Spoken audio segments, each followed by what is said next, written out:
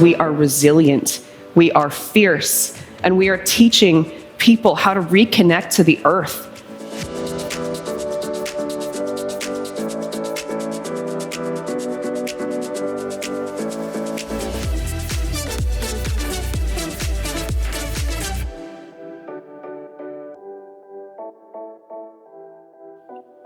Nonviolent direct action is about actively engaging the world. The place where and that moment when nonviolent action happens is called a point of intervention. An example of an intervention on a personal level is when a parent stops a child from running into the road, or when friends confront someone who has an addiction problem.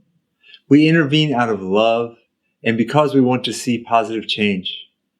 This is true of interventions on a social level as well. There are a number of points of intervention that a campaign can focus on. Being intentional about where you choose to intervene matters. Here's a brief list of the most common points of intervention. Point of production. This is the point where harmful items are created or stored. So when Catholic Plowshares activists entered missile silos and rendered those bombs unusable, they stopped the warheads at the point of production before they could be used for destruction. Point of destruction. These are points of extraction, pollution, where natural resources or people's lives are being destroyed.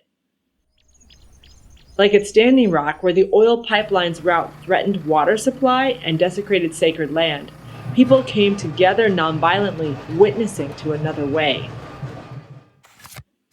Point of consumption.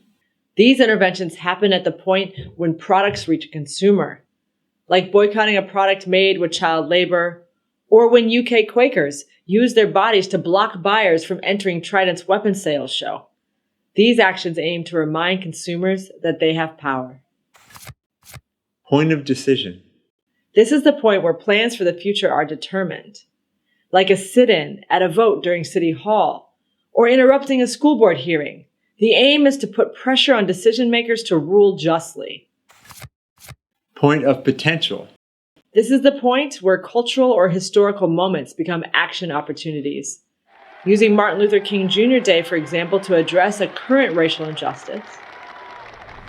Or the group of New Yorkers who, on the anniversary of September 11, 2001, pushed back against the use of their loss to fuel the war on terror by saying, "Our grief is not a cry for war."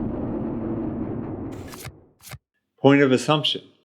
This is the place where social norms are developed and upheld. In the March for Our Lives, for example, children in schools sought to re-educate the way U.S. Americans thought about guns by exiting their places of education. If you're thinking about points of intervention, you're doing important strategic preparation for nonviolent direct action. Another element to consider is who is your audience? We'll look at that in the next video.